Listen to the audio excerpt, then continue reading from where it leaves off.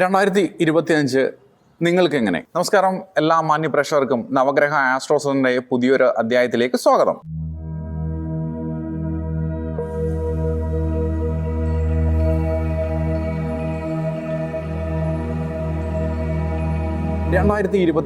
നിങ്ങൾക്ക് എങ്ങനെ? 2025 പ്രധാന ഗ്രഹമാറ്റങ്ങളുടെ അടിസ്ഥാനത്തിൽ ഓരോ കൂറും അടിസ്ഥാനമാക്കിയുള്ള ഗോചര അല്ലെങ്കിൽ ചാരവശാലുള്ള ഫലമാണ് ഇവിടെ പ്രതിപാദിക്കുന്നത്. 2025 പ്രധാന ഗ്രഹമാറ്റങ്ങൾ ഏതൊക്കെയെന്ന് നമുക്ക് പരിശോധിക്കാം. 2025 മാർച്ച് 29 ശനി കുംഭൻ രാശിയിൽ നിന്നും മീനൻ രാശിയിലേക്കും രാശി മാറുന്നു. അതോടൊപ്പം 2025 മെയ് 14 വ്യാഴം ഇടവൻ രാശിയിൽ നിന്നും മിഥുനൻ രാശിയിലേക്കും, മെയ് 18 ഇടവൻ 4 രാഹു മീനൻ രാശിയിൽ നിന്നും കുംഭൻ രാശിയിലേക്കും, കേതു കന്നി രാശിയിൽ നിന്നും ചിങ്ങൻ രാശിയിലേക്കും രാശി മാറി സഞ്ചരിക്കുന്നു. ഈ രാശിമാറ്റത്തിൻ്റെ അടിസ്ഥാനത്തിൽ ഓരോ കൂറുകാർക്കും ലഭ്യമാകുന്ന ഗുണദോഷ ഫലങ്ങളെ പറ്റിയാണ് ഇവിടെ വിചിന്തനം ചെയ്യുന്നത്. ചില കൂറുകാർക്ക് വ്യാഴഗ്രഹം, ശനിഗ്രഹം ഇവയുടെ മാറ്റം അനുകൂലമാകുമ്പോൾ മറ്റു ചില കൂറുകാർക്ക് ഇത് പ്രതികൂലമായി തീരുന്നു. ഗ്രഹങ്ങളുടെ ചാരവശാലുള്ള ഫലം ഒരു പൊതുവായ ഫലമാണ്. അതോടൊപ്പം ഓരോ വ്യക്തിഗത ജാതകത്തിലെ ജാതക ഫലങ്ങളുടെ അടിസ്ഥാനത്തിൽ വേണം ഈ ചാരവശാലുള്ള ഫലങ്ങളെ കൂടെ ചേർത്ത് ഫലപ്രവചനത്തിന് ചിന്തിക്കേണ്ടത്. ജാതകവശാൽ ജാതകത്തിലെ ആ വ്യക്തിയുടെ പ്രായം, നിലവിലെ ദശ അപഹാരങ്ങൾ, ആ ദശ അപഹാരനാഥന്മാർ തമ്മിലുള്ള ബന്ധം, അതിൻ്റെ ബലാബലങ്ങൾ, ആ ദശാപഹാരനാഥന്മാർക്ക് ജാതകാൽ ലഗ്നത്തെ അടിസ്ഥാനമാക്കിയുള്ള ഭാവഫലം, ഭാവാധിപൻ അല്ലെങ്കിൽ അതിൻ്റെ ബലാബലങ്ങൾ, ഇഷ്ട അനിഷ്ട ഭാവസ്ഥിതി, അതോടൊപ്പം അവരുടെ ജാതകത്തിലെ ശനിഗ്രഹത്തിൻ്റെ ഇഷ്ട അല്ലെങ്കിൽ അനിഷ്ട ഭാവസ്ഥിതിയും വ്യാഴഗ്രഹത്തിൻ്റെ ഇഷ്ട അനിഷ്ട ഭാവസ്ഥിതികളും ഭാവാധിപത്യവും ഒക്കെ അനുസരിച്ചും നിലവിലെ ദശാപഹാരങ്ങളും അതിൻ്റെ ബലാബലങ്ങളും ജാതകത്തിലെ യോഗബലങ്ങളും അടിസ്ഥാനത്തിലും അവരവരുടെ ജാതകത്തിലെ ശനിഗ്രഹത്തിൻ്റെയും വ്യാഴഗ്രഹത്തിൻ്റെയും അഷ്ടകവർഗത്തിലെ വർഗബലത്തിൻ്റെ അടിസ്ഥാനത്തിലും ആ അഷ്ടവർഗത്തിൽ വർഗബലചിന്തനത്തിൽ മീനൻ രാശിയിലെ ശനിയുടെ വർഗബലവും മിഥുനൻ രാശിയിലെ വ്യാഴത്തിൻ്റെ അഷ്ടവർഗവും എത്രയുണ്ട് എന്ന് മനസ്സിലാക്കുകയും അതിൻ്റെ അടിസ്ഥാനത്തിലും വേണം അതിൻ്റെ ഗുണദോഷങ്ങളുടെ ഏറ്റക്കുറച്ചിലുകൾ കൃത്യമായി ചിന്തിക്കേണ്ടത്. അത് വ്യക്തിഗത ജാതക വിഷയമാണ്. അതോടൊപ്പം ആ വ്യക്തിഗത ജാതകത്തിലെ ജാതക വിഷയത്തോടൊപ്പം ഗോചര ഫലവും കൂടെ അടിസ്ഥാനമാക്കി രണ്ടും കൂടെ ചേർത്തുകൊണ്ട് ഫലനിർണ്ണയം നടത്തുമ്പോഴാണ് അത് കൃത്യമാകുന്നത്. ഇവിടെ പ്രതിപാദിക്കുന്നത് ചാരവശാലുള്ള ഗ്രഹങ്ങളുടെ രാശി മാറ്റവും അതിലൂടെയുള്ള തുടർന്നുള്ള സഞ്ചാരങ്ങളുടെയും ഫലത്തെ അടിസ്ഥാനമാക്കി അത് എത്രത്തോളം ഓരോ കൂറുകാരെയും സ്വാധീനിക്കുന്നു എന്നുള്ളത് വ്യത്യസ്തമായിരിക്കാം. ഇടവക്കൂറ് കാർത്തിക അവസാന 3 പാദം, രോഹിണി മകയിരം ആദ്യ പകുതി. ഇവർക്ക് 2025 ഗ്രഹമാറ്റത്തോടുകൂടി ഏറ്റവും കൂടുതൽ ഗുണം ഉണ്ടാകാൻ പോകുന്ന ഒരു കൂറുകാരാണ് ഇവർക്ക് മാർച്ച് 29 ശനി മാറ്റത്തോടുകൂടി കണ്ടകശനി ദോഷങ്ങളെല്ലാം തീരുകയും ശനി 11 രാശി മാറി സഞ്ചരിക്കുകയും ചെയ്യുന്നു. അതോടൊപ്പം 2025 മെയ് 14 വ്യാഴമാറ്റത്തോടുകൂടി ജന്മവ്യാഴം എന്നുള്ള ദോഷ ദുരിത അവസ്ഥകളിൽ നിന്നും വ്യാഴം 2 മാറി സഞ്ചരിക്കുകയും രാഹു 10 കേതു 4 രാശി മാറി സഞ്ചരിക്കുന്ന ഒരു കാലഘട്ടമാണ് ഇവർക്ക് 2025.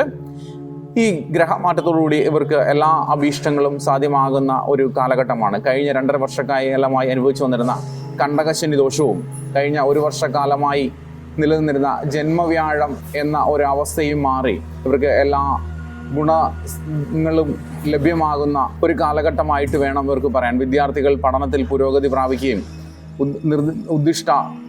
ഇഷ്ട വിഷയത്തിന് ഉപരിപഠനത്തിന് അഡ്മിഷൻ ലഭിക്കുകയും ഉദ്യോഗാർത്ഥികൾക്ക് തൊഴിലന്വേഷകർക്ക് ഉദ്യോഗലബ്ധിയും നിലവിൽ തൊഴിലുള്ളവർക്ക് തൊഴിലിൽ പ്രമോഷനോ ശമ്പള വർധനവോ അനുകൂലമായ സ്ഥലത്തേക്ക് സ്ഥാനമാറ്റമോ ലഭ്യമാവുകയും ബിസിനസ്സുകാർക്ക് ബിസിനസ്സിൽ കൂടുതൽ ഇൻവെസ്റ്റ്മെൻറ്റുകൾ നടത്തുന്നതിനും ബിസിനസ്സിൽ കൂടുതൽ ലാഭം ഉണ്ടാകുന്നതിനും ബിസിനസ് നവീകരിക്കുന്നതിനും അനുകൂലമായൊരു കാലഘട്ടവും അതോടൊപ്പം അവിവാഹിതർക്ക് വിവാഹലബ്ധിയും ഇവർക്ക് ധനപരമായും തൊഴിൽപരമായും ഏറ്റവും അനുകൂലമായ ഒരു കാലയളവായിട്ട് തന്നെ വേണം നമുക്ക് 2025 ശനിമാറ്റത്തിന് ശേഷവും വ്യാഴമാറ്റത്തിന് ശേഷവും അനുഭവത്തിൽ വരുന്ന ഒരു കാലഘട്ടത്തെ പരിഗണിക്കാൻ. അതോടൊപ്പം തന്നെ സന്താനരഹിതരായ ദമ്പതികൾക്ക് സന്താന നേട്ടത്തിനും നൂതന ചികിത്സാ സംവിധാനങ്ങൾ അവലംബിക്കുക വഴി സന്താനരഹിതർക്ക് സന്താനങ്ങൾ ലഭ്യമാവുകയും കഴിഞ്ഞ കുറേ വർഷങ്ങളായി ആരോഗ്യപരമായ രോഗദുരിതങ്ങൾ അനുഭവിച്ചു വന്നിരുന്നവർക്ക് നൂതന ചികിത്സാ സമ്പ്രദായങ്ങളിലൂടെ രോഗശമനം ഉണ്ടാവുകയും ആരോഗ്യം വീണ്ടെടുക്കാൻ പറ്റുകയും ചെയ്യുന്ന ഒരു കാലഘട്ടമാണിത്.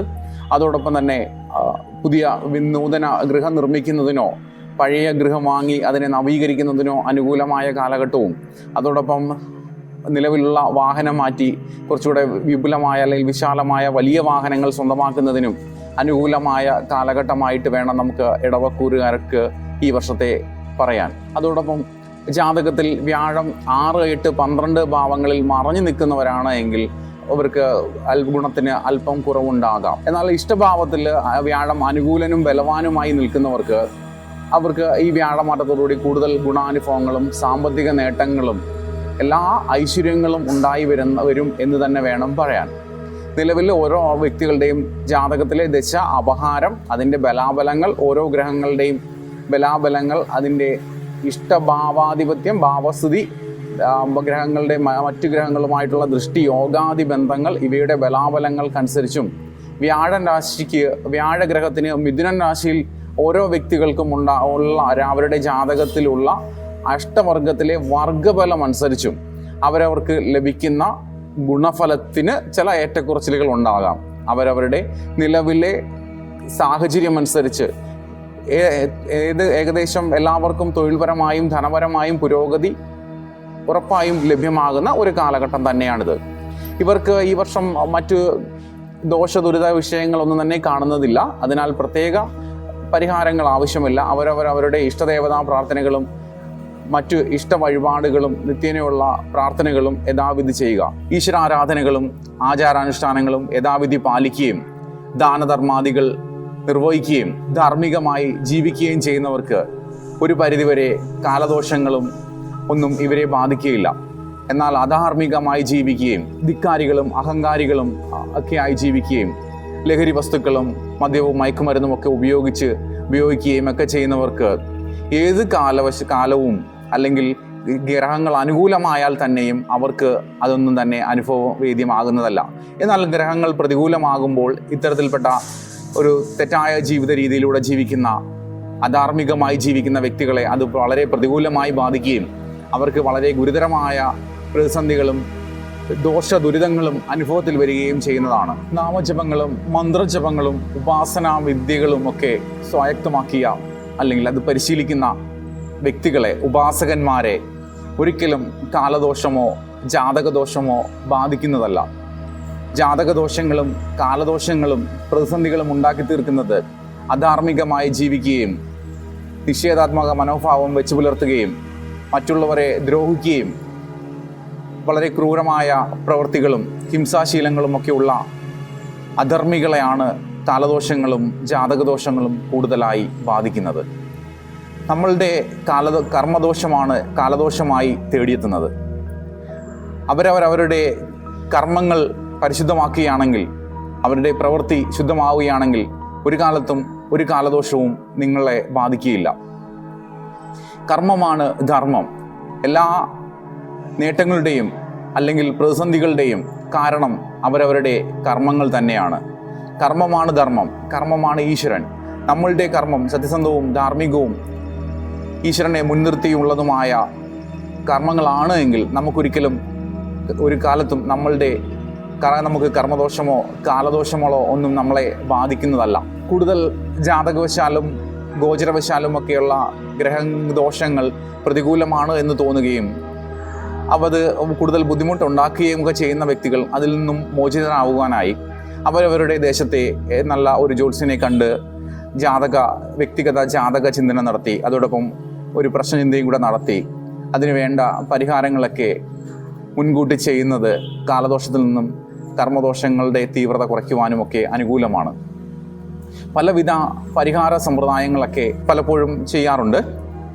ഏതൊരാൾക്കും സ്വയമേ വേണമെങ്കിൽ നാമജപങ്ങളും ഗുരു ഉപദേശത്തോടുകൂടിയുള്ള മന്ത്രജപങ്ങളും ഉപാസനാ രീതികളുമൊക്കെ അനുഷ്ഠിക്കുക വഴി ഒരു പരിധിവരെ എല്ലാവിധ കാലദോഷങ്ങളെയും കർമ്മദോഷങ്ങളെയും ഒക്കെ അതിജീവിച്ചു പാപമുക്തരാകാനും അതോടൊപ്പം പുണ്യം നേടി നമ്മൾ സമ്പത്തിലേക്കും ഐശ്വര്യത്തിലേക്കും ഉള്ള ഒരു ജീവിത ക്രമം ചിട്ടപ്പെടുത്തിയെടുക്കുവാനും നമ്മൾക്ക് എല്ലാവിധ ആയുരാരോഗ്യ ഐശ്വര്യവർദ്ധനവിനും കാരണമായി തീരും.